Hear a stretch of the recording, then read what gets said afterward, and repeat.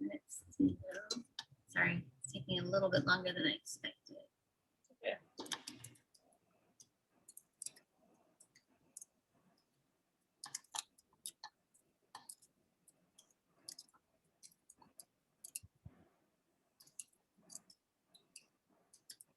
Okay, this should show up for you for Facebook.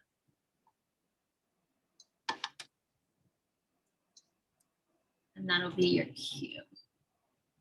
Okay.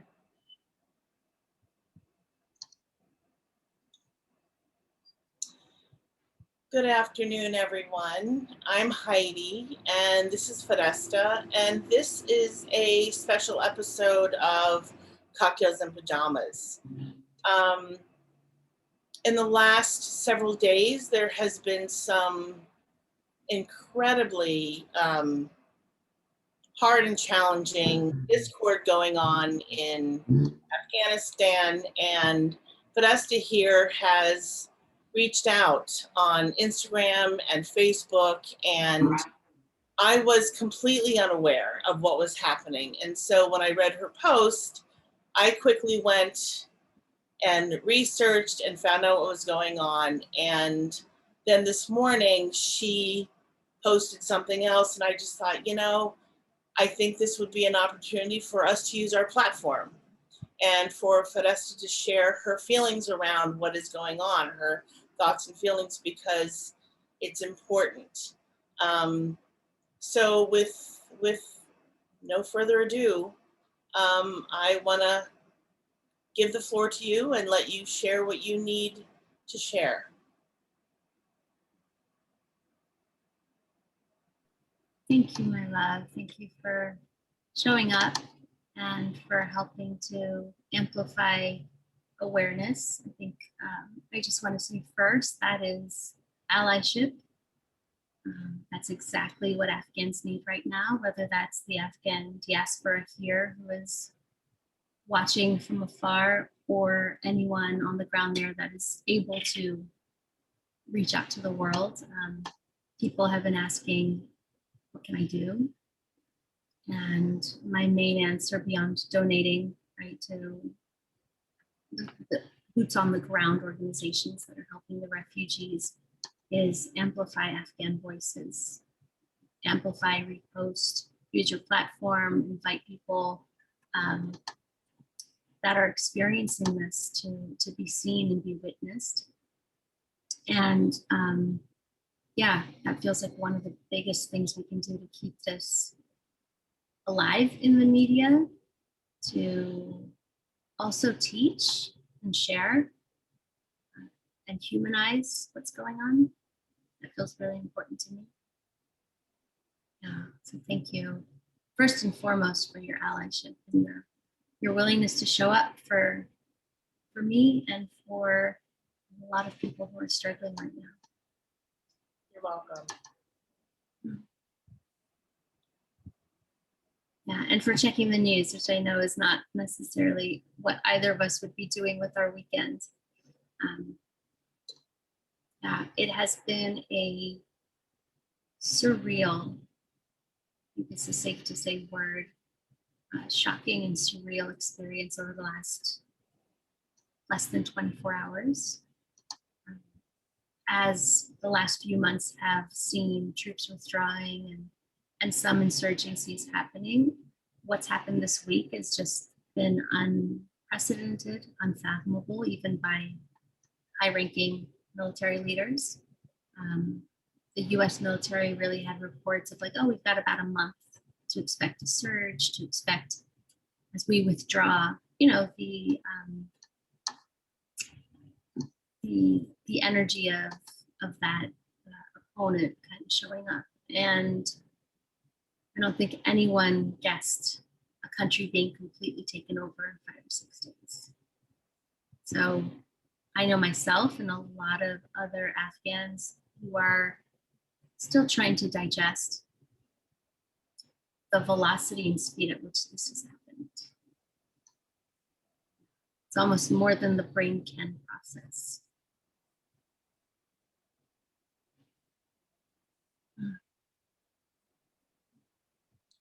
So I'm curious, if you would share how you've been processing and handling everything that you've been handling from from a country thousands of miles away. Just, because you are a native of Afghanistan and you've been in the United States since you were a tiny little girl. And so knowing what's going on in your motherland, I'm curious how the news of all of this has impacted you and how you're processing that. Yeah, thank you. I appreciate that question so much. I think first and foremost, there's a bit of a foundational piece, which is this has been my whole lifetime. This has been 42 years of this news. On some level, the details have been different, but news of loss and suffering and war has been almost like a muscle that Afghans have flexed for a while. This was even beyond that because of how astonishingly rapid the shift was. This idea that it could happen this quickly and that the US military could flee this quickly and that trained Afghan national armies could crumble this quickly, none of that was in the equation for most of us. My sense is that senior military leaders have known for years that this was a failing war and have led a narrative that was otherwise seemingly successful for the American people. My personal processing yesterday was probably not the greatest. I was home alone with a compulsive anxiety of checking the news. Right? So Instagram, the Twitter, the multiple tabs, the live updates, a bit of an assault, I think, on myself in an activated state, and also what I recognize in neuroscience as like I need to feel safe, I need to understand what's happening was also there, and I was observing myself. I was actively choosing to gather information, knowing at a certain point I would need to stop. And that certain point was 3:30 in the morning. Because for me, I shared this with you, this feels like the 24 hours after 9/11 to me. That's how it feels in my body. The shock, the disorientation, the did I eat? I should probably eat, but I want to know what's happening and I want to help. And just, who can I grieve with? All of that's been up and has a similar impact to my nervous system. Just knowing too the level of trauma that is being created in real time, having endured some of it as a wee little one, but really still understanding leaving your whole family and leaving your home and not knowing what tomorrow is going to be like and if you're going to have food or you're going to be safe or if you're going to be alive. Like that's a lot to put on the human nervous system. So my grief yesterday was that pain for them. And I by 3:30 was like, I finally got boundaried with, you need to go to bed if you're going to serve tomorrow. There's got to be a balance where you sleep and you eat and you're still an activist. So I found myself attempting yoga this morning, not because I wanted to, but because I needed to, and reaching out to friends and continuing to amplify Afghan voices. Like, who can I repost? Who can I share? How can I also be part of that information getting out? So for me, it's, there was temporary collapse, which feels normal. There was high anxiety information gathering. Then there was sleep, like sweet, sweet sleep, and self-care. because in the coming weeks, and particularly this week, doing other interviews, doing other podcasts, trying to make sense of and advocate for, and maybe just teach a little what I feel like really important aspects to what's happening that are not, I'm not looking to be a socio-political, pundit here. That's not my mountain, but my mountain is refugees and what's going to happen to the women and the trauma of this. And the bigger zoom out of US foreign policy being ineffective and being very much a separation mentality versus a health of the whole mentality. And I have all the respect for the US military. I've had family members in the military. This has to do with leadership, failed leadership. And that's not even political. It's just right. Not compassionate strategies to take care of a really significant issue.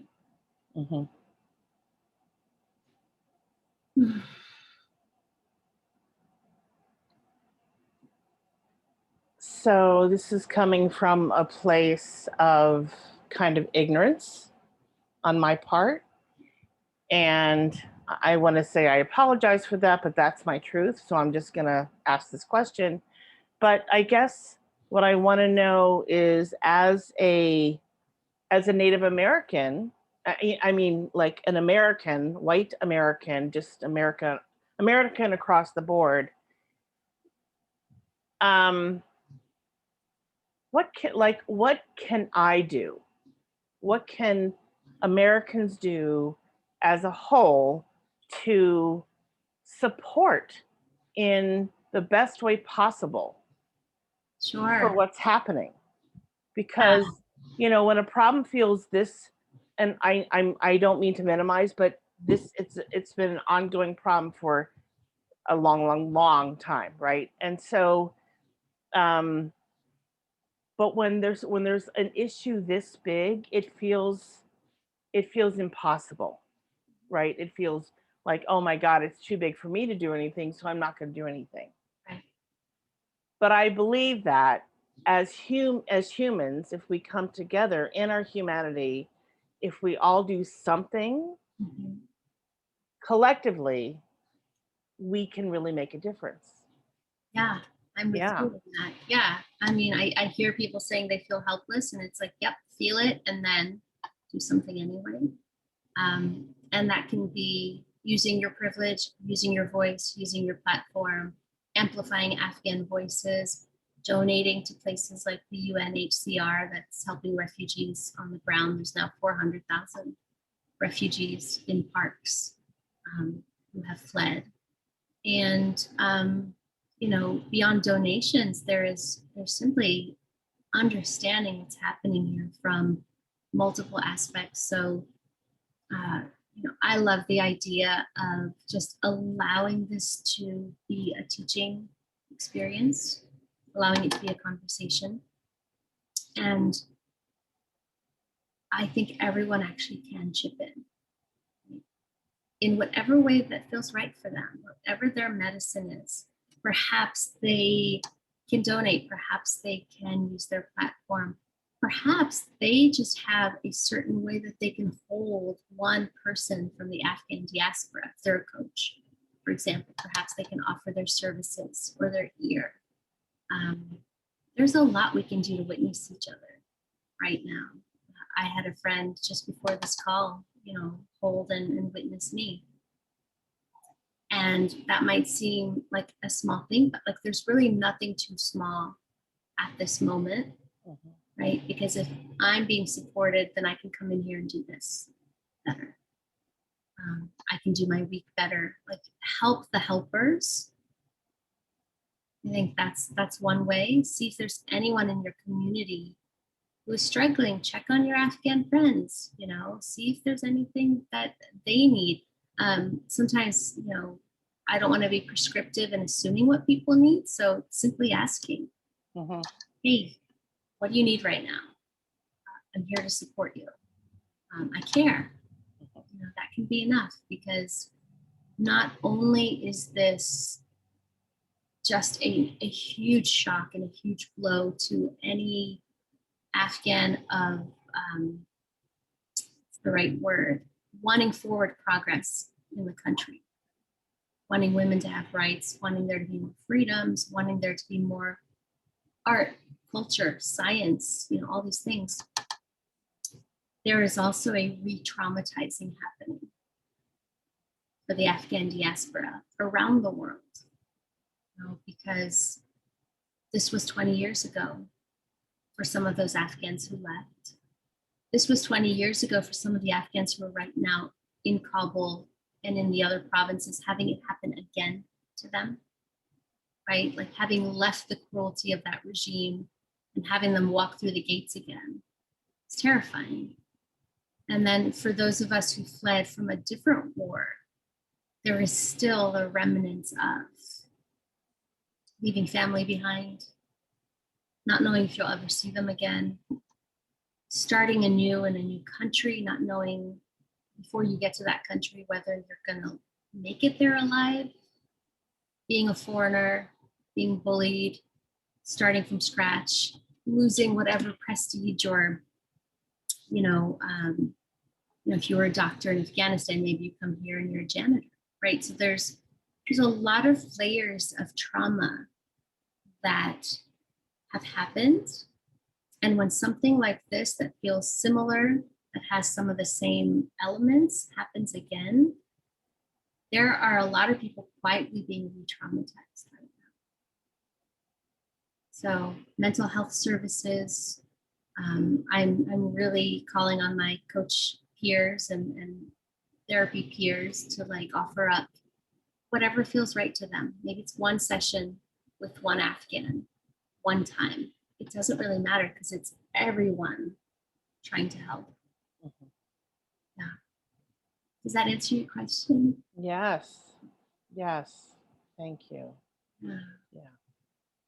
Yeah, and I actually really appreciate you even saying, that you feel ignorant. Like, that's okay. I think that's the place we get to start at is, I wasn't paying attention to this. What's happening? What's going on? It still is showing care and curiosity. I would not knock someone down for being curious and being teachable and maybe not having it on their radar because there's so much going on in the world. Right. Mm. Yeah, I find that it takes it takes some bravery to be like, look, I'm not watching the news. I don't know what's going on.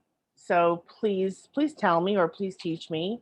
And I just want to say to the audience, those who are watching, I stopped watching the news after 9/11 for my own self-preservation.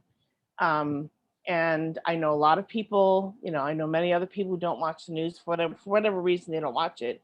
But what I will say is that it doesn't take long until I know what's going on or something has happened, and then if I can to reach out and to support and to offer my services in whatever way that I can.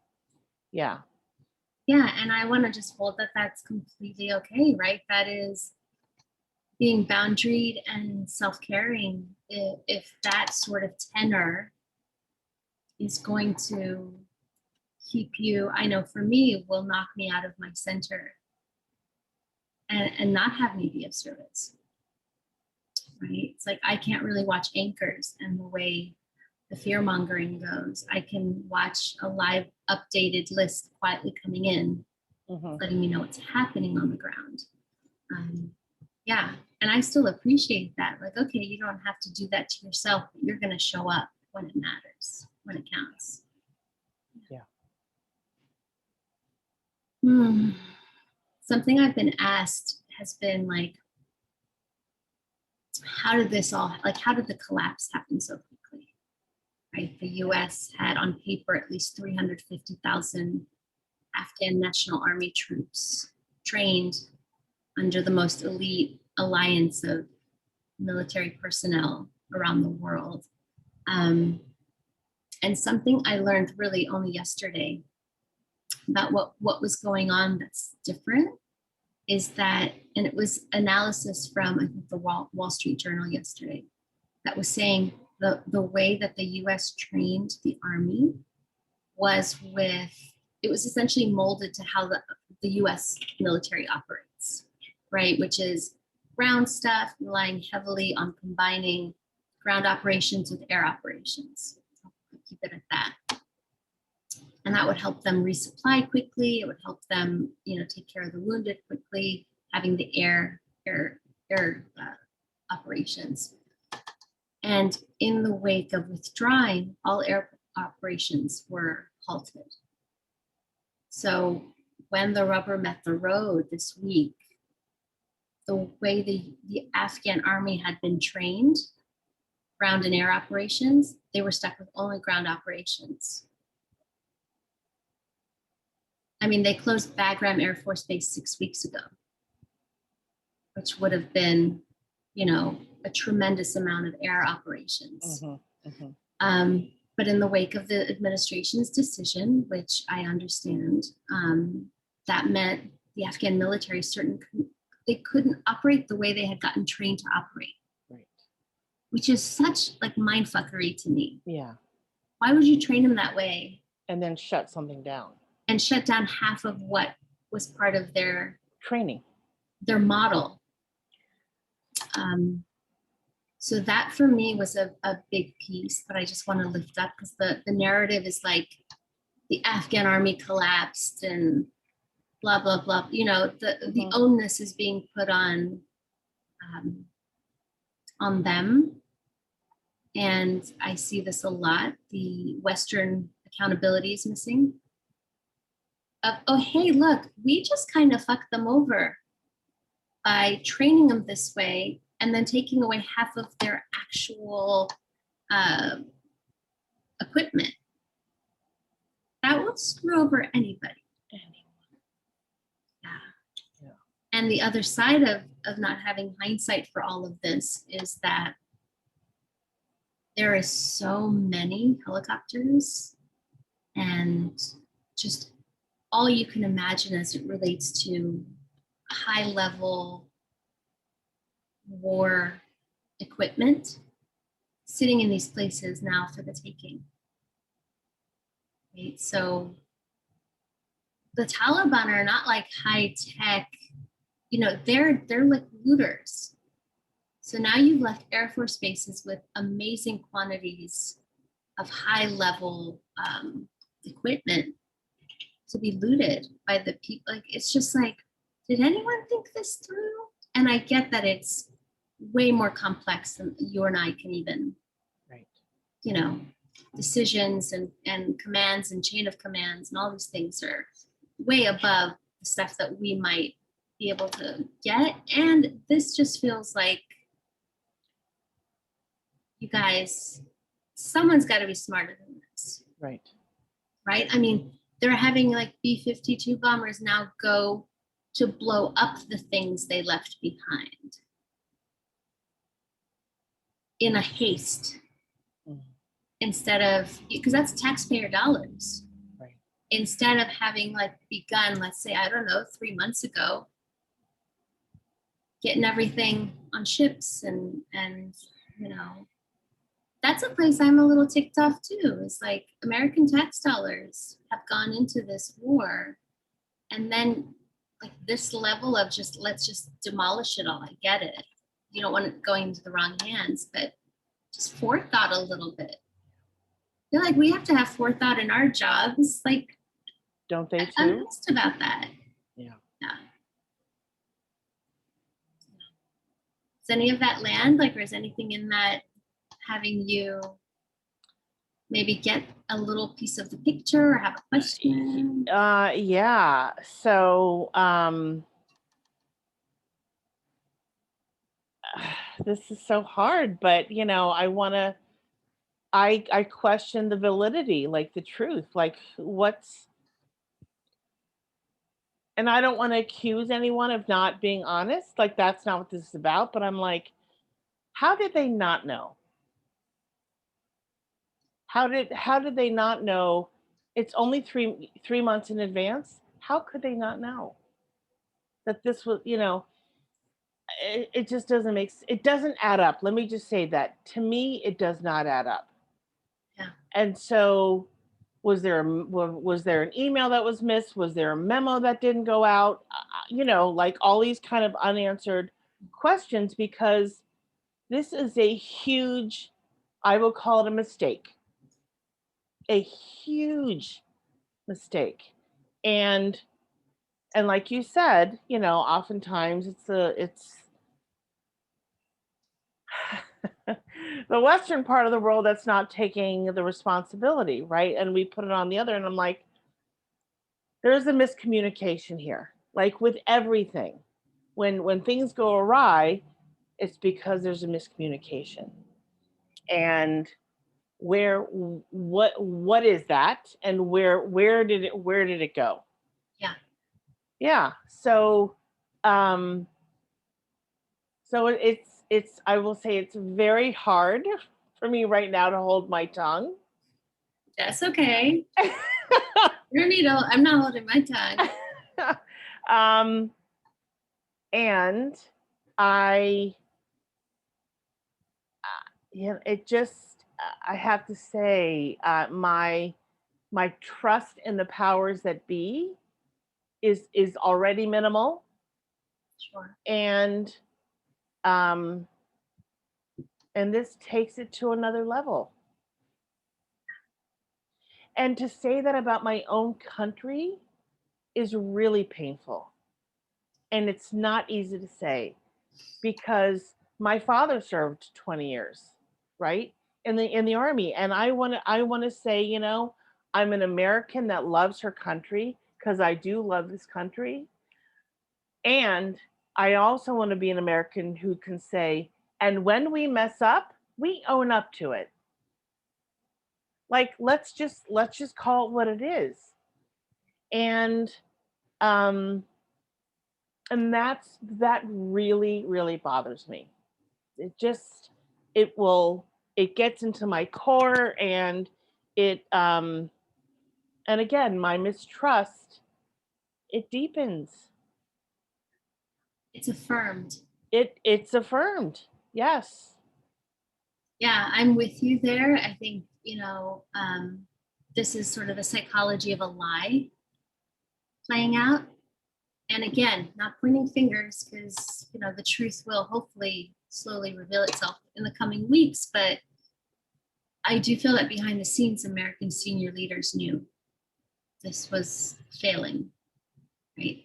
They're getting intel on the ground that maybe doesn't get to the news media, it gets curated for the news. And with how incredibly corrupt the Afghan government is, with how, like, trying to be like, cool, we have this many security forces in place, but each one of those people can be bribed to be security forces for somebody else, like the next day. Yeah. So to think that that's not a house of cards when the rubber really meets the road is crazy to me. And I think, again, the psychology of a lie is, well, we come this far with the lie. And so now we've got to create a narrative that we're successful. We're going to just keep moving the metrics to like where they can look successful while we actually try to be successful underneath all that.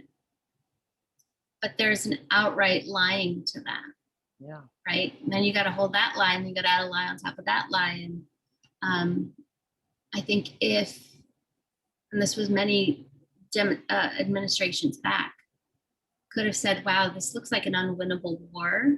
We should probably get out of here. That would have garnered more respect than, let's say, like we're like rocking this for 20 years. And as soon as the like veil lifts, which was air operations and elite forces, everything crumbled like a house of cards, because it wasn't actually working prior. There was a narrative that was working. And who knows what's behind that narrative, right? What resources were getting taken and what deals were being made. And that stuff's not always in our clearance, Right. whatever our clearance level is, right? I mean, I'm just being honest. Yeah. So there's that. And then I think a place I'm really holding space is the immense amount of grief that women are feeling, both in Afghanistan and around the world. Mhm. This is a human rights crisis for women, particularly. I don't think anyone's going to be treated well under the Taliban, but the women are in most peril. And the women in the universities, women who are divorced and have been living independently, are going to be in jeopardy because the extreme rule of law under the Taliban is a woman cannot leave the house without a male chaperone and in a burqa. So if your father's passed and your brother was killed in the war and you divorced your husband, you now can't leave the house. Period. And what are you going to do? Like magically blink a male chaperone out of thin air? Like there's not a win situation there for the women. On top of which a burqa is like 200 Afghanis, and Afghani is the term for the currency, just need to say that. Afghans could buy a burqa for 200 Afghanis. Now it's 2,000 to 3,000 Afghanis. In the midst of, if you don't have this on, you could be killed. And now the numbers are high enough for some, they might not even be able to afford the thing they have to wear if they go out. Like all of that is psychological terror. And for a lot of the young women, I'm going to say the ones that are 22 finishing college, they never lived under Taliban rule. They were born after.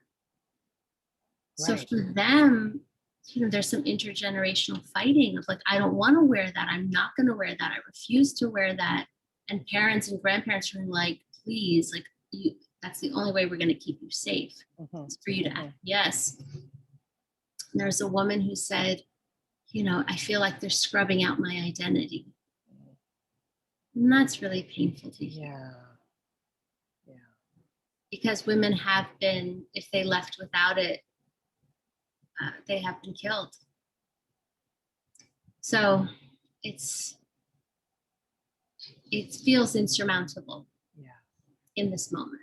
And I agree with you of like, how is this gonna shake out? Do you know what I mean? With the escalating violence and people fleeing their homes, I don't know. And again, it's like, it's sort of like with climate change when it's like, it's just a straw at 8 billion people.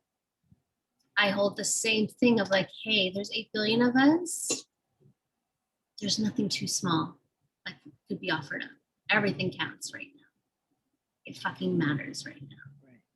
So that's my call to action. Just find what you can do and trust that it is going to help.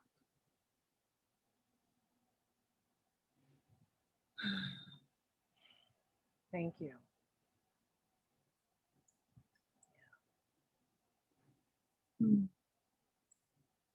It's hard. It's really hard to, with every city collapsing, knowing that there's hopes and dreams collapsing too.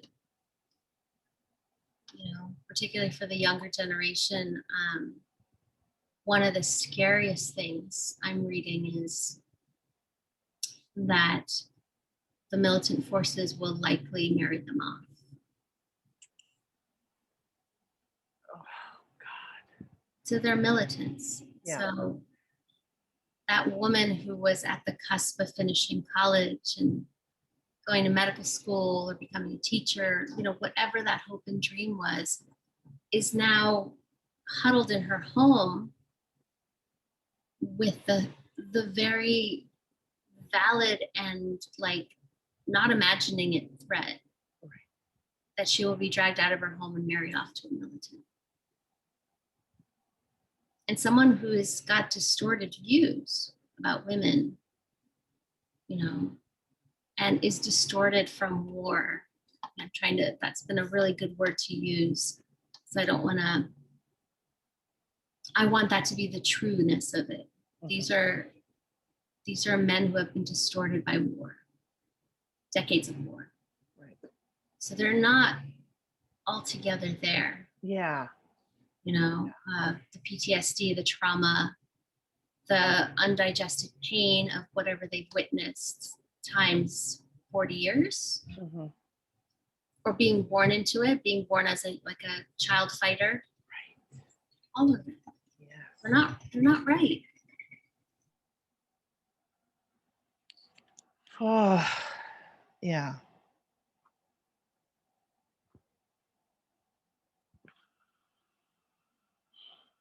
I feel I'm feeling the weight and the gravity and the pain of that. And as much as I can from this far away, and so to hear you speak about it and to not put the men in this category of bad, it's what they know. It's simply what they know, what they've been taught, what they've been conditioned. And oh God, it just feels like a lose-lose situation. Oh, boy. Yeah. And then to be a child who was born after it started, and then to have to unlearn, right? Unlearn that on some level I'm kind of free. Like I don't have to wear a burqa. Now I can't, you know, and now I have to stay alive. I have to put this thing on. That's very costly. Oh my God. Or else like the unknown, the outcome is really kind of a mystery, you know, and a very dangerous kind of an unknown. Yeah. Just it's a lot. It's painful. Yeah, it's really painful. And like I said, the gravity for me just feels like I almost feel like I can't breathe because it's so heavy. Yeah. And I hope you take some deep breaths, because we need, you know, we all need to breathe even through this. Yeah, I felt that way yesterday. I wasn't taking real breaths. It was hard to accept that it was happening. Like I would go from surreal to some acceptance and then just be like, this is really hard to digest. And I do want to lift up the men there, you know, because I do have compassion for being born in a war zone. Just imagining this, right? Like fatherless. Your fathers died in the other war before you were born, and you are invited into, let's say, a gang, right? Just consider it like a street gang, where you have people psychologically pretending to be a father figure. It's like your deepest core wound, deepest core need, father figure if your father's gone. And then you're indoctrinated into Western hate and all kinds of other things before you have your own faculties to decide what's true for you or not. And you're handed a gun when you're 8 and you're expected to follow a path that's been carved out for you. And I just feel it in my bones if they sat down, some of these young men, and maybe it would take a lot of effort. How much pain and trauma and loss and confusion and interjections, you know, the values of others have been built into them. Have they ever had a second to question whether this was the way they wanted to live their lives? I don't think so. I don't think so. And yeah, that to me, like if our allied forces had put Taliban, men in prisons and then worked on trauma healing, mental health services, just checking, like, hey, are any of these people just actually really wanting to have a different life than this? Making prisons that are centers for rehabilitation is it's part of my wish, right? Putting them in prisons and letting them just be angry and indoctrinated. Every province that the Taliban have taken over, they've opened the prisons. They just got more of their own militia back. So I feel like there we shot ourselves in the foot. If we were, like, to me, this is where, like, when you say it doesn't add up, if I was really considering the health of the whole, I would have been rehabilitating to the best of my ability those who could be. Clearly not everyone's going to be in that camp. And I have a great deal of compassion for what it must have been like to be a young boy born to a widow in a war zone, not having a father figure, joining a gang where you kind of have a sense of belonging. That gang being really not good for you.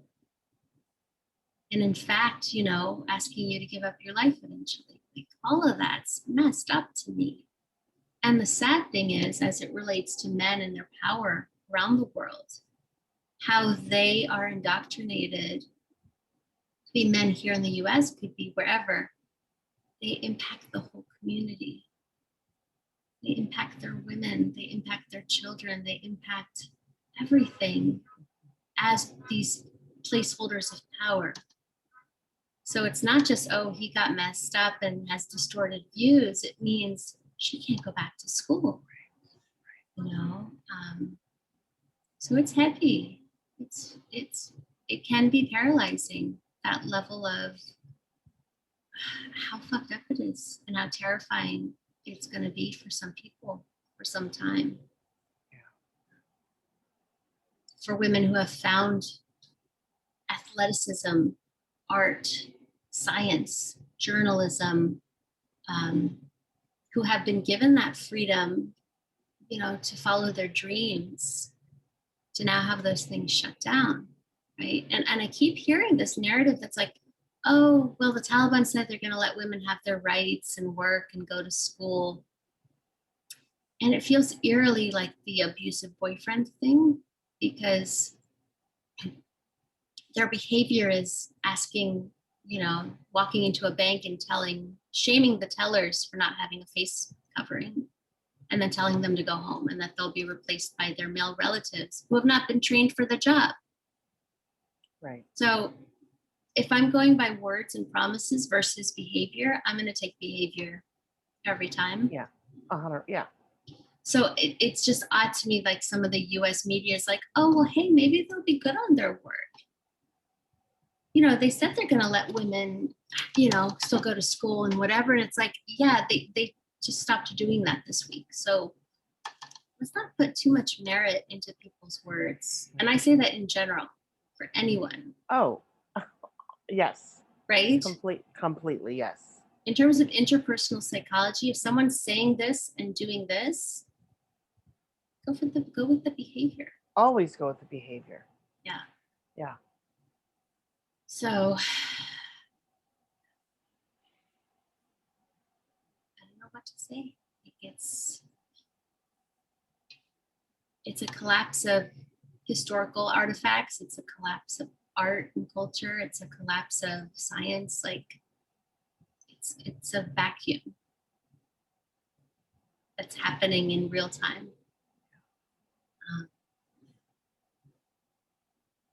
And I'm finding it really curious that the military is pretty quiet. The U.S. military. It's kind of like evacuate and go. Mm-hmm. Yeah, I think our elite forces could have probably done something. I don't know, but I think. I would think so.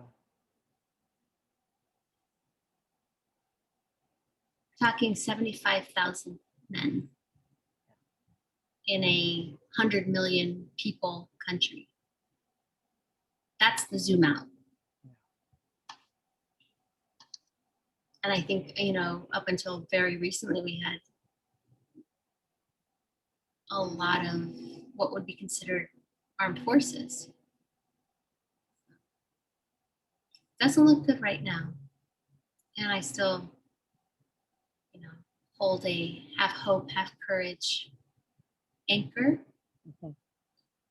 while accepting that this is what today looks like.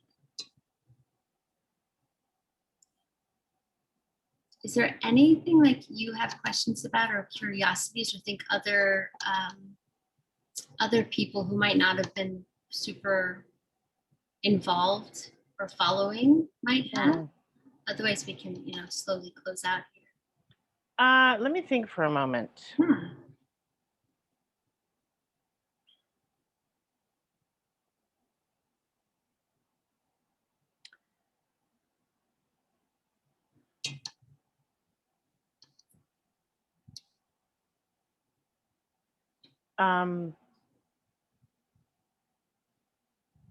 So I do have a question. So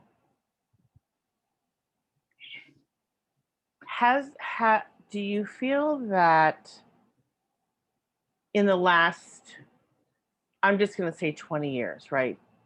So in the last 20 years, has Afghanistan had enough time to do some much needed rebuilding and coming back and healing, and has there been not only enough time, but has there been enough space and resources for that to happen? It's a great question. And also, because I feel like whatever the answer, I want to hear your answer, because I feel like given where we are now, what's happened in the last few days and where we are now, it almost feels like we're back at square one. God, I hate saying that. I think we're at worse than back to square one. Oh, God. Now there's the US government, the British government legitimizing the Taliban as a governing body of a country. So that's scary. And then, like I said, so many young people have not been part of this experience and have been born with these freedoms to be a graffiti artist, to be a, you know, journalist, to be a scientist. So they're going back to like year zero of this stuff. So it is back to that, and it's also worse, in my opinion, because of the gains that were made and the excruciating disappointment and disheartening energies that are now happening. To your first question, knowing people who worked on the provincial reconstruction teams with the US military, yes, irrigation paths have been created, roads have been rebuilt, landmines have been lifted, hospitals and schools and mosques have been built. You know, Afghans have gotten medical help and food help. And I think one of my favorites is them like working all day then to earn their food. I think that's a source of pride for Afghans versus being handed things. So on a material plane, yes, right? The Taliban are riding in on new roads with sewer systems and irrigation, and there are bettering of those things and some destruction of those things, just as it relates to you built it, it got bombed kind of a thing. Resources as it relates to what I feel strongly about: mental health, trauma healing, intergenerational trauma healing, economic, you know, lifting, ways of reparations. In small little pockets where a nonprofit or two women decide to build a beauty salon and teach these women meditation and a new skill set, yes. But not in a sweeping nationwide. You know, Afghanistan is the size of Texas. the 100 million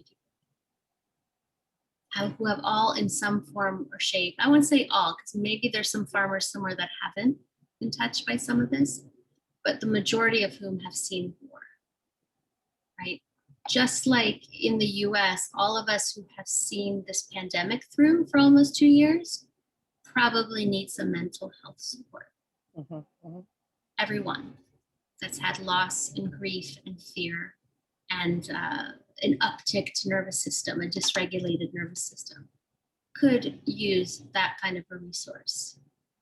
Group coaching, therapy, you know, whatever, all the modalities of healing, Reiki, you know, whatever. I don't think that was,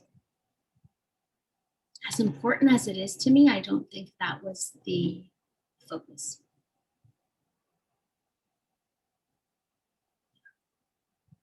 So there's a lot of trauma. That's, I think, where the heavy and the not being able to breathe come from for me too. And I want to share, because I just learned this from my friend who supported me and did some coaching with me, that when we're that dysregulated into that collapse where we're not breathing well, a real breathing first aid is to inhale to the count of 6 and exhale on the count of 4. Let's do 2 more, just modeling it. Inhale on the count of 6.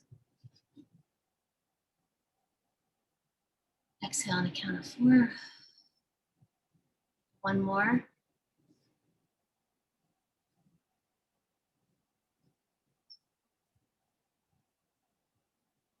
This breath will bring us back into our healthier aspects of nervous system, which if anyone needs, just drop me a line. I'm happy to share. Maybe I'll do a different video on it, but there are ways to come back from that collapse that can just keep us resourced. Right? This is, I think, the compassionate heart sadness, like, you know, how do I keep and tend to myself, and then how do I serve and stay informed, and where, I'm going to say for each person, where is that line? Where do I need to be boundaried with the news? Where do I need to actually just go take a walk in the sun? I'm advocating for people to really dig into self-care, because it's so easy to go into information gathering, anxiety, and collapse.